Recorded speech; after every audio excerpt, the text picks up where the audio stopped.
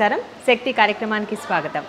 ఆడపిల్లలనే భారంగా భావిస్తున్న ఈ సమాజంలో ఆడపిల్లల మరియు స్త్రీల సంరక్షణే ధ్యేయంగా సన్నిహితాన్ని స్థాపించారు ఉషారాణి గారు. సన్నిహిత చైర్పర్సన్ ఉషారాణి గారు ఇప్పుడు మనతో ఉన్నారు, వారితో మాట్లాడదాం.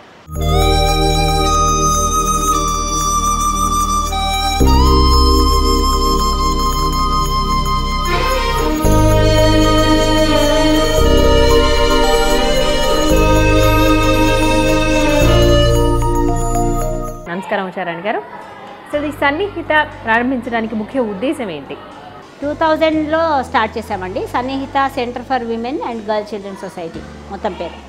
ఈ సంస్థ ముఖ్యంగా స్త్రీలు వాళ్ళ యొక్క హక్కులు, వాళ్ళకు ఒక చైతన్యము, వాళ్ళకు ఒక ఆసరా, ఒక అండ, ఇలాంటి వాటిని మనము వీలైనంత వరకు వాళ్ళకు అందించాలని, వీలైనంత వరకు చిన్నపిల్లలు ఆడపిల్లల యొక్క హక్కులను కాపాడదామని, ఆ కాపాడే ప్రాసెస్లో దాంట్లో వాళ్ళకు ఆ నేపథ్యంలో వీళ్ళను ఒక భాగస్వాములుగా చేయాలని, అంటే ఏదైతే ముఖ్యంగా మార్జినలైజ్డ్ విమెన్ కోసం, దళిత స్త్రీలకు, అంటే ఎస్సీ ఎస్టీ ఆ కోవకు చెందిన స్త్రీలకు ఈ హింస ఇంకొక 100 రెట్లు ఎక్కువ ఉంటుంది.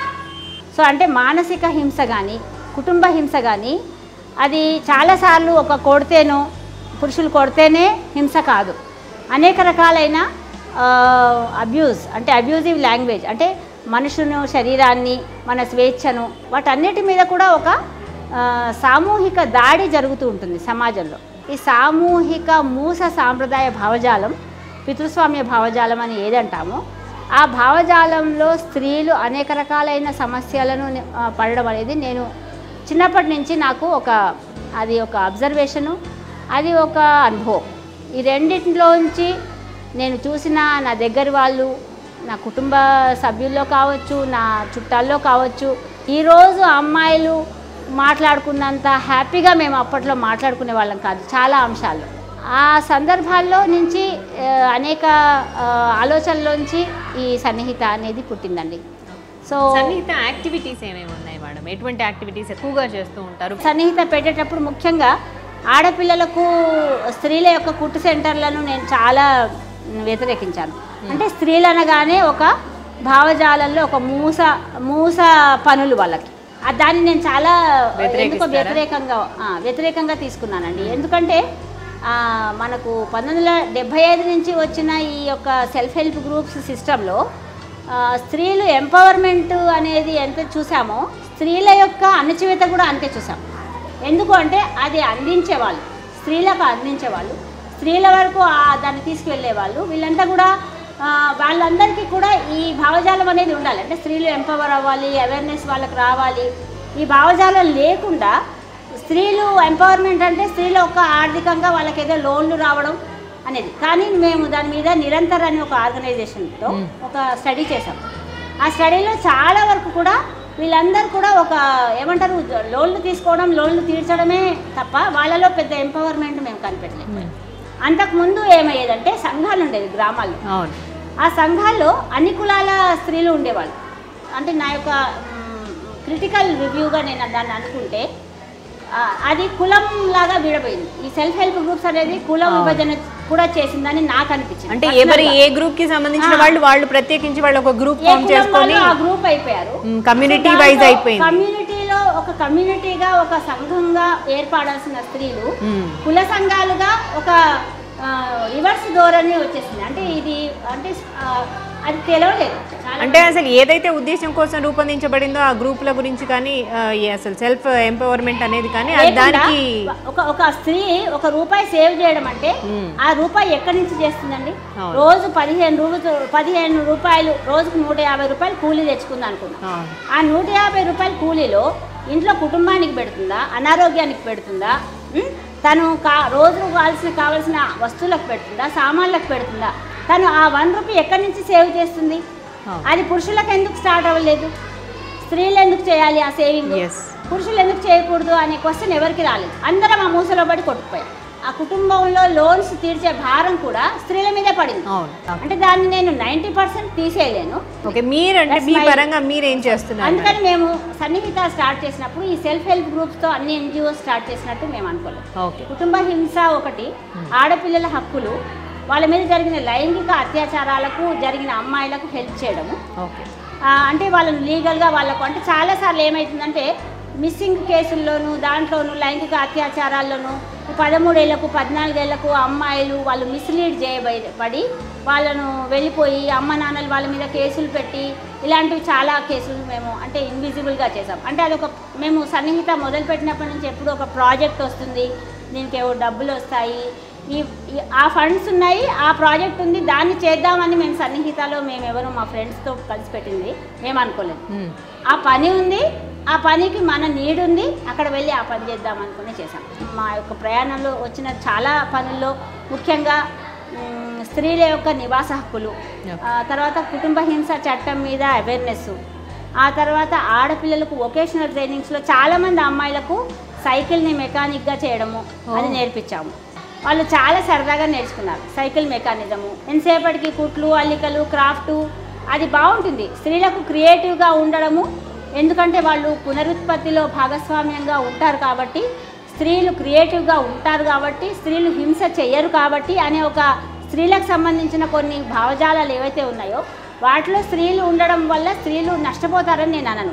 ఓకే, అంటే వీళ్ళందరూ కూడా ఇప్పుడు సన్నిహితలో ఉన్న వాళ్ళందరూ కూడా ఆర్ఫన్స్ అలాగే ఇలా గృహహింసకు కానీ పాల్పడిన వాళ్ళైనా స్వచ్ఛందంగా వచ్చి మేము కూడా దీంట్లో వన్ ఆఫ్ ద రోల్ లాగా ఉంటాము అన్నట్టు. సన్నిహిత ఈసీ మెంబర్స్ అయితే నా క్లాస్మేట్స్ అండి. మా అంటే బేసికల్గా మేమందరం ఒకేలాగా ఆలోచించే వాళ్ళందరం కలిసి నాకు ముఖ్యంగా మద్దతు ఇస్తారు, నాకు అనుకూలంగా ఉంటారు. అనుకూలంగా అంటే నా యొక్క ఆలోచనలకు అనుకూలంగా ఉంటారు, నన్ను నమ్మాలి కదా. సో అది కూడా అలా ఎలా ఉన్నారు వాళ్ళంతా నాకు ఫ్రెండ్స్ మిత్రులు, సన్నిహితకు మిత్రులందరూ కూడా అందరం ఒకే లెవెల్లో ఆలోచించే వాళ్ళము. అలాగా అందరం కలిసి మేము ఈ సంస్థను నడుపుతున్నాము. ఈ ప్రాసెస్లో మేము హోమ్లెస్ విమెన్ మీద మేము చాలా స్టడీ చేసాము.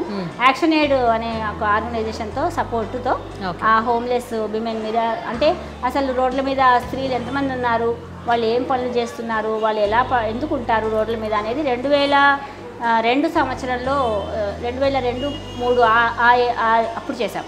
స్త్రీల నివాస హక్కులు పూర్తిగా అందరి నివాస హక్కులు అంటే పురుషులు స్త్రీల నివాస హక్కులను ఒకే యాంగిల్లో మనం చూడకూడదు. ఏమవుతుందంటే డిస్ప్లేస్మెంట్ అనే విషయం వచ్చేసరికి మన వాళ్ళందరూ ఈ జనాభా లెక్కల్లో ఎలా చూస్తారో అంటే ఒక ఫ్యామిలీలో ప్రతి స్త్రీకి పురుషుడు ఉన్నాడు అన్న భావజాలంతో ఈ స్టడీస్ జరుగుతాయి, డేటా కలెక్షన్ జరుగుతుంది.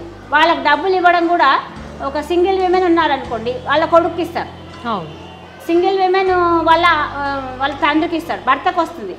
చాలామంది స్త్రీలు ఆర్థికంగా చాలా కష్టపడ్డారు, ఎందుకంటే దాంట్లో చాలా కుటుంబము జాయింట్ ఫ్యామిలీ ఆస్తులు పంపకాలు ఇలాంటివి చాలా వచ్చేసాయి. అలా వచ్చేసినప్పుడు ఏంటి అల్లుడు కట్నం అడగడము, అప్పుడు ఉన్న అప్పులు వాళ్ళంతా వచ్చేయడము. సో ఈ డిస్ప్లేస్మెంట్ జరిగినప్పుడు చాలామంది రోడ్డు పాలయ్యారు. సన్నిహిత రెయిన్బో హోమ్లోని కొంతమంది చిన్నారులు చక్కగా రైమ్స్ చెప్తున్నారు, మరి ఇప్పుడు విందాం.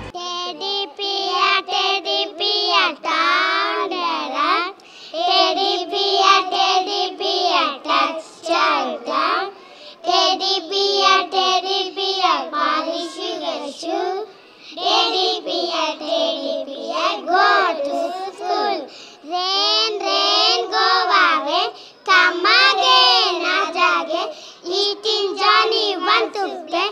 Rain, rain, go away. I hear thunder, I hear thunder. Oh, don't you, Peter Batalenda, Peter Batalenda. I'm a throw. Bits of paper, line on the floor. Lying on the ground, pick away Sunday. I them out, pick them out. Chubby chi, pimple chi, rosy hai, teacher kazi hai, aisa blue, teacher mein, yes. Okay, అలాగే ఇప్పుడు సన్నిహితలో one of the activity లాగా మీరు rainbow for girls కూడా start చేశారు కదా, ఒకసారి దాని గురించి చెప్పండి.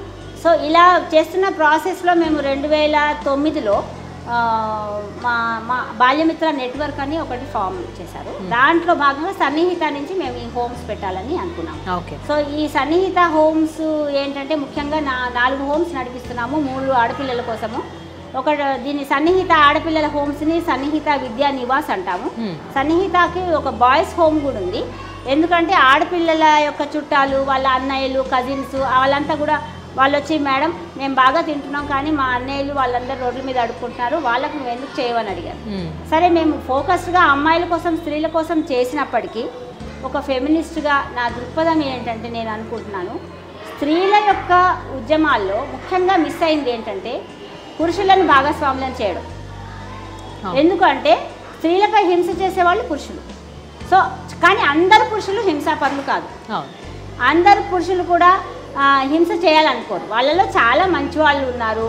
మానవీయ విలువలతో పనిచేస్తున్న మన స్నేహితులు, మిత్రులు, బాలగోపాల్ లాంటి వాళ్ళు, జీవన్ లాంటి వాళ్ళు, హరిగోపాల్ సార్ లాంటి వాళ్ళు, అలా చాలామంది మిత్రులను నేను చూశాను. ఎంతోమంది ఒక సాంఘిక విలువలు, సామాజిక విలువలు, సమన్యాయము, ప్రజాస్వామిక విలువలతో వాళ్ళందరూ కూడా బ్రదర్ వర్గీస్ అని ఉన్నారు. ఆయన ఈ నివాస హక్కుల కోసం చాలా పనిచేశారు. ఆయన దగ్గర అసలు అంటే మనిషిగా ఉండడము, మన మాట, మన చేత ఎలా ఉండాలి అలాంటివి నేను చాలా నేర్చుకున్నాను నా ఫ్రెండ్స్, మిత్రులు, సన్నిహితులతో. వాళ్ళ దగ్గర ముఖ్యంగా నేను అర్థమైంది ఏంటంటే పురుషులు చాలామంది మంచి వాళ్ళు ఉంటారు కానీ వాళ్ళు మౌనంగా ఉన్నారు. ఈ స్త్రీల మీద హింసను వాళ్ళు ఎలా అర్థం చేసుకుంటున్నారు, వాళ్ళు ఎలా అర్థం చేసుకోవాలో వాళ్ళకు కూడా తెలియడం లేదు. సో వాళ్ళు మాట్లాడుతున్నారు కానీ ఆపాలని ఓన్లీ అదేదో స్త్రీల హెడేకే అయిపోయింది. స్త్రీల మీద హింసను అవాయిడ్ చేయడము స్త్రీల హెడేక్ అయింది. ఎందుకు? వై? స్త్రీలందరికీ అన్నలు ఉన్నారు, తమ్ముళ్ళు ఉన్నారు, తండ్రులు ఉంటారు, వాళ్ళందరూ మాట్లాడాలి కదా స్త్రీల మీద హింసను. వాళ్ళు ఎందుకు మాట్లాడడం లేదు? వాళ్ళంతా ఎందుకు మౌనంగా ఉంటున్నారు? నా బిడ్డ వరకట్నంతో చచ్చిపోయింది అన్నప్పుడు అరే దీని వెనకాతల పితృస్వామ్యం ఉంది, ఈ వరకట్నం అనేది పురుషులు ఆపితే కదా స్త్రీలకు ఈ సమస్య తీరదు, ఈ లైంగిక హింస అనేది పురుషులు కదా చేస్తారు, పురుషులు ఆపాలి కదా అని పురుషులు మాట్లాడితే అసలు ఇన్ని ఉద్యమాలు అవసరం. ఇప్పుడు మనం రెయిన్బో హోమ్లోనే ఉన్నాం, సికింద్రాబాద్ బ్రాంచ్లో కదా. మరి ఇక్కడ ఈ పిల్లల కోసం మీరు ఎటువంటి యాక్టివిటీస్ చేస్తూ ఉంటారు? వాళ్ళ స్కూలింగ్ విషయంలో ఏం చేస్తారు? ముఖ్యంగా మేము హోమ్స్ అన్నీ కూడా గవర్నమెంట్ స్కూళ్ళలో పెట్టామండి. పేద స్త్రీల, పేద పిల్లల యొక్క రక్షణ, వాళ్లకు విద్య, ఆరోగ్యము, వాళ్లకు షెల్టర్, ఇవన్నీ కూడా ప్రభుత్వ బాధ్యత. ఒక ఎన్జిఓగా, ఒక స్త్రీగా, ఒక చిన్న ఆర్గనైజేషన్గా మనము 8 లక్షల 9 లక్షల మంది చైల్డ్ లేబర్ని మనం ఏం చేయలేము. దానికి వ్యతిరేకంగా మనం పనిచేయలేము. మనం చేయగలిగింది ఏమిటి? గవర్నమెంట్కి ఒక రోల్ మోడల్గా మనం నిలబడాలి. దీన్ని వాళ్ళు స్కేల్ అప్ చేయాలి. వాళ్ళు అర్థం చేసుకోవాలి రాజ్యం అనేది ఏమిటి, పేద ప్రజల కోసం రక్షణ చేయాలి, పేద పిల్లల కోసము చదువును వాళ్ళు ముందుకు తీసుకెళ్ళాలి. చాలా మేము గవర్నమెంట్ స్కూళ్ళను మేము పోయి స్టడీ చేసినాం. ఈ స్టడీ చేసినప్పుడు ఏమైంది, స్టడీలో చాలామంది స్కూళ్ళల్లో అసలు పిల్లలే లేరు. గవర్నమెంట్ స్కూళ్ళలో పిల్లలు లేరు. గవర్నమెంట్ వనరులన్నీ వృధా అవుతున్నాయి. ఎందుకంటే ఆ 2 గంటల వరకు 3 గంటల వరకు ఉన్న స్కూల్లో 6 మంది 7 మంది 15 మంది మ్యాక్సిమం చెప్పాలంటే 30 మంది పిల్లలే ఉన్నారు. మా హోమ్స్ 4 కూడా. ఇప్పుడు ఇవన్నీ కూడా ఈ హోమ్స్ అన్ని కూడా గవర్నమెంట్ స్కూల్లో ఉన్నాయి. దాని యొక్క ముఖ్యమైన ఉద్దేశం ఇదే. అంటే ఈ గోడలన్నిటిలో ఒక కళ లేదు. 3 తర్వాత ఏమవుతుందంటే అసాంఘిక శక్తులకు ఇవన్నీ ఒక అడ్డాలాగా అయిపోయాయి. ఇక్కడ పేక ఆడుకుంటారు, పెళ్లిళ్లకు అద్దెలకు ఇచ్చుకుంటారు, ఇక్కడ నీళ్ళు అమ్ముకుంటారు, చాలా రకాలుగా జరిగాయి గవర్నమెంట్ స్కూల్స్లో. అవన్నీ మేము కలెక్టర్ గారి దృష్టికి తీసుకెళ్లడము, గవర్నమెంట్ దృష్టికి తీసుకెళ్తే వాళ్ళు వెంటనే పాజిటివ్గా స్పందించారు. మీ ఎన్జిఓస్కి ఇప్పుడు ఫండ్స్ విషయంలో కానీ వీళ్ళకందరికీ కూడా మీరు ఎన్నో ఫెసిలిటీస్ ప్రొవైడ్ చేస్తున్నారు కదా, వాటికన్నిటికీ ఎలా మరి మీరు ఎలా? ఇప్పుడు మా హోమ్స్ 2 రెయిన్బో హోమ్స్ అండి. వీటికి ఒక ఫారిన్ డోనర్స్ నుంచి కొంత వస్తుంది. పర్ చైల్డ్ 30 రూపాయలు వస్తుందండి. గవర్నమెంట్ పర్ చైల్డ్ చాలా తక్కువ ఇస్తుంది. ఒక రోడ్డు మీద ఉన్న పిల్లలకు బ్రిడ్జ్ స్కూలింగ్ అనేది ఈ రాజీవ్ విద్యా మిషన్ RSTC ప్రోగ్రామ్ అంటారు దాన్ని. ఈ రెసిడెన్షియల్ స్పెషల్ ట్రైనింగ్ సెంటర్స్లో 10 నెలలు మ్యాక్సిమం 12 నెలలు కొన్నిసార్లు వీళ్ళకి సపోర్ట్ వస్తుంది. కొంతమంది శాలరీస్ 3,000 4,000 అట్లా శాలరీస్ కూడా ఉంటాయి. 4-5 ఇస్తారు. కానీ దాంట్లో మాకు వస్తున్న సమస్య ఏంటంటే 11వ నెల ఈ పిల్ల ఎక్కడ పోవాలి? ఎందుకంటే పాలసీ అంతవరకే. 11వ నెలలో ఆన్లైన్ ప్రాసెస్లో ఈ పిల్లని యాక్సెప్ట్ చేయదు. సో వాళ్ళు ఆన్లైన్లో చూసి ఆ డబ్బులు ఏదో లెక్క చేస్తారు. అది నెల ఇండెంట్లు అట్లా ఏం లేదు. సో దాంతో ఏమవుతుందంటే కొన్నిసార్లు పిల్లలు బయటకు వెళ్తారు, అమ్మలు వచ్చి తీసుకెళ్తారు, నాన్నలు వచ్చి తీసుకెళ్తారు. తల్లిదండ్రులు ఉన్నప్పుడు మేము వాళ్ళను ఆపే శక్తి మాకు లేదు. JJ యాక్ట్లో ఉన్నా మనం ఒక చట్టాలు ఎన్నున్నా కూడా మాట్లాడాలి, మానవీయమైన విలువలు కొన్ని ఉంటాయి, పిల్లల యొక్క వాళ్ళ నీడ్స్ కొన్ని ఉంటాయి. వాళ్ళు తండ్రి అడుక్కు తినిపించినా సరే తండ్రే కదా, అమ్మ కొట్టినా సరే, అమ్మ అడుక్కు తినిపించినా సరే, ఎంత అబ్యూస్ చేసినా కదా ఎక్కడో వాళ్ళకు మళ్ళీ వాళ్ళ అమ్మ మీద ఒక దృష్టి ఉంటుంది. కొన్ని రోజులు అయ్యాక వాళ్ళు అక్కడికి పోయేస్తారు, మళ్ళీ వాళ్ళకి ఇక్కడికి రావాలనిపిస్తుంది. అట్లా ఉంటుంది అన్నమాట. అంటే మానసికంగా వాళ్ళు చాలామంది చాలా అప్సెట్ అయిపోయి ఉంటారు, ఆప్యాయత అనురాగాలకు దూరంగా ఉంటారు కాబట్టి వాళ్ళకి అసలు అటెన్షనే ఉండదు. ఆ తర్వాత రకరకాలుగా వాళ్ళను అంటే వాళ్ళలో ఉండే ఒక టాలెంట్స్ని, కెపాసిటీస్ని, నైపుణ్యత్వాన్ని దాన్ని బయటకు తీయడానికి ప్రయత్నం చేయడానికి వాళ్ళకు డాన్సులు నేర్పిస్తున్నాము, డ్రాయింగ్ నేర్పిస్తున్నాము. మరి ఫ్యాకల్టీ అంతా ఎక్కడి నుంచి వస్తారు మీకు? వాలంటీర్స్గా కొంతమంది వస్తారు, కొంతమందిని అపాయింట్ చేశాము. రెసిడెన్షియల్ స్టాఫ్ ఒక 6 ఉంటారు, హోమ్ మదర్స్ ఉంటారు, వాళ్ళందరూ భోజనం వండుతారు, టీచర్స్ ఉంటారు, మేనేజ్మెంట్ కోఆర్డినేటర్స్, మేనేజర్స్, వీళ్ళందరూ కూడా almost MCom, BCom, BEd, MA BEd ఆ రేంజ్లో బాగా చదువుకుని క్వాలిఫైడ్ ఉండి పేద కుటుంబాల్లో నుంచి వచ్చిన అమ్మాయిలు ముఖ్యంగా. ఎందుకంటే వాళ్ళకు హాస్టళ్లలో ఉండి పెరిగి చదువుకున్న అమ్మాయిలు, అంటే వాళ్ళకు హాస్టల్ అంటే ఏంటో తెలుసు, కొంత రెసిడెన్షియల్గా ఉండడం అంటే ఏంటో తెలుసు, వాళ్ళు ఎలా చూసుకోవాలో తెలుసు. సో అలాంటి పిల్లలను ఇప్పుడు ఫర్ ఎగ్జాంపుల్ ఎవరికైనా మనలో ఎవరికైనా కూడా వీధి బాలలు కనబడి అక్కడ ఎవరైనా అడుక్కున్నట్టు కనిపిస్తే వాళ్ళని తీసుకొచ్చి హోమ్ కప్ప చెప్పడం ఎలా ఉంటుందంట? ఇక్కడ mentally challenged children, physically challenge children తక్కువ ఉంటారు. కానీ అట్లా నీడ్ ఉంది, తప్పకుండా ఇంకెక్కడైనా మనం ప్లేస్ చేసే ఇక్కడ అకామిడేట్ చేయాలి. అంటే ఇక్కడ రాజీ లేని సూత్రాలు 3 ఉన్నాయి. ఎప్పుడు చైల్డ్ని హోమ్ వదిలేసి వెళ్ళమని చెప్పకూడదు, ఎప్పుడు ఆ పిల్లకి మీకు ఆ భోజనం పెట్టము అనేది పనిష్మెంట్గా వాళ్ళతో మాట్లాడకూడదు, తర్వాత పిల్లల్ని ఎప్పుడు కొట్టడము, తర్వాత తిట్టడం, ఈ 2 చేయకూడదు. ఈ హోమ్ పెట్టడంలో ఇంకొక ముఖ్యమైన ఉద్దేశం ఏంటంటే, ఈ హోమ్స్ నడపడంలో సమాజానికి ఒక ఉన్నతమైన విలువలతో, ఒక ప్రజాస్వామిక విలువలతో, ఒక సామాజిక బాధ్యతతో, ఒక ఎంపవర్డ్తో ఒక వ్యక్తిని, ఒక పౌరురాల్ని ఇవ్వాలి.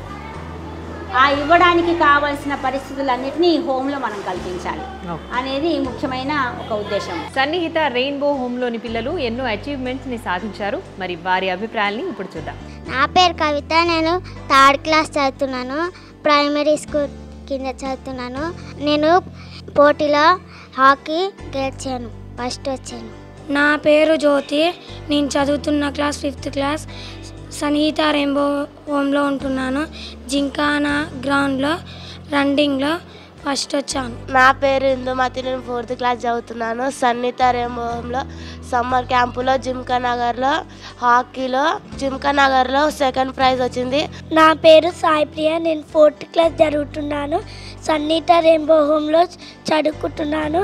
ప్రైమరీ స్కూల్లో నేను 4th క్లాస్లో ఫస్ట్ ర్యాంక్ వచ్చాను. 2009 నుంచి చూసుకున్న 2013 వరకు 4 ఇయర్స్ అయింది కదా. ఈ లోపే అంటే కొంచెం పెద్దగా అయిన వాళ్ళు ఈ ఏజ్ నుంచి ఈ ఏజ్ వరకు మాత్రమే ఇందులో ఉండాలి అన్నట్టుగా ఏమైనా ఉందా? యాక్చువల్గా గవర్నమెంట్ రూల్ ప్రకారం ఉంది, కానీ మేము వీళ్ళందరినీ వాలంటీర్స్గా మేము హోమ్లోనే వాళ్ళని డెవలప్ చేస్తాం. సో వాళ్ళు హోమ్లో పిల్లలకు సహాయము చేస్తారు.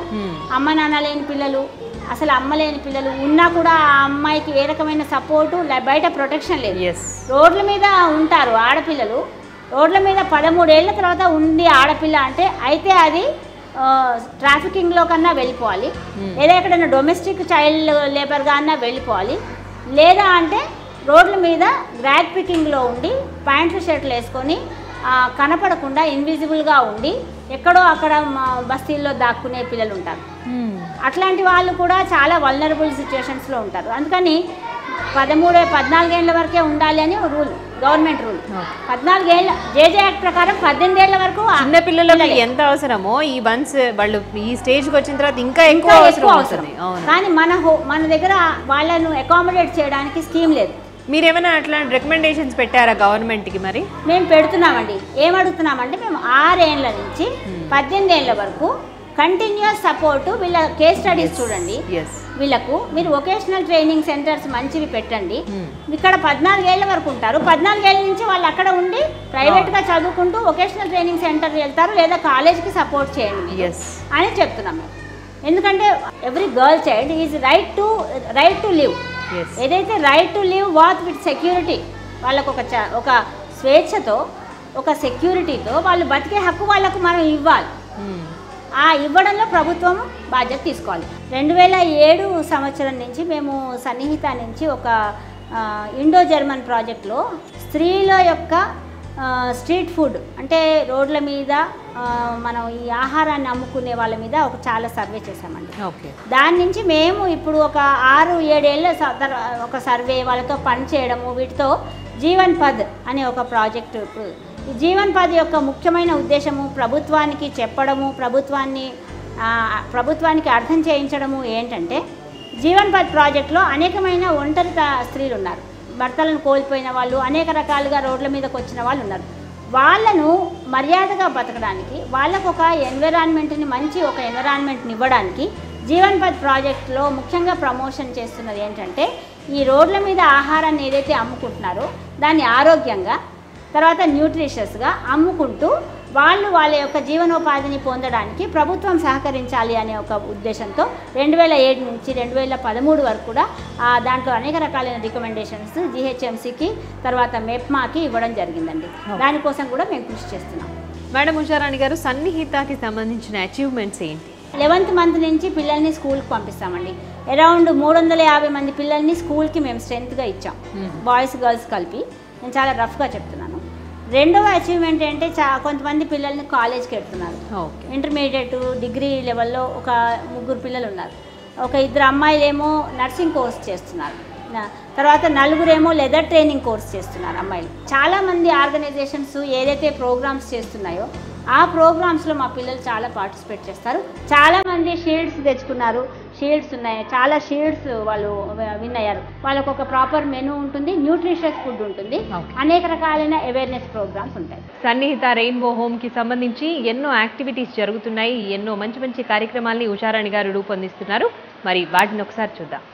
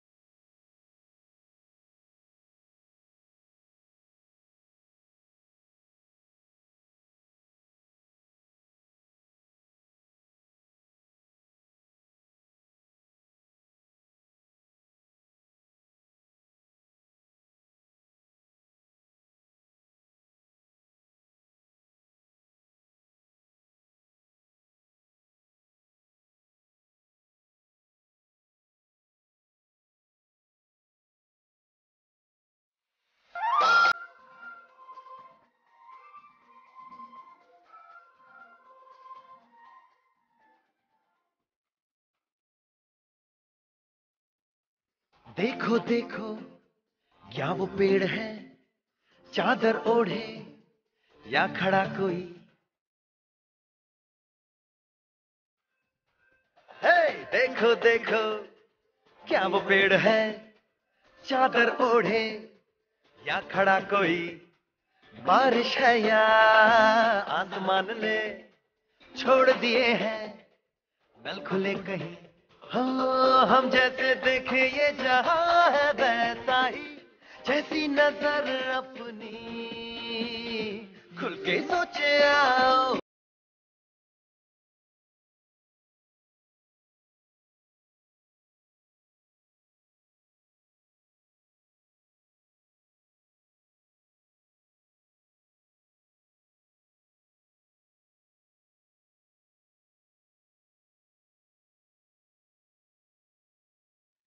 Thank you madam. మరి సన్నిహిత గురించి అలాగే మీ రెయిన్బో హోమ్స్ గురించి ఎన్నో విషయాలు తెలియజేశారు. Thank you very much.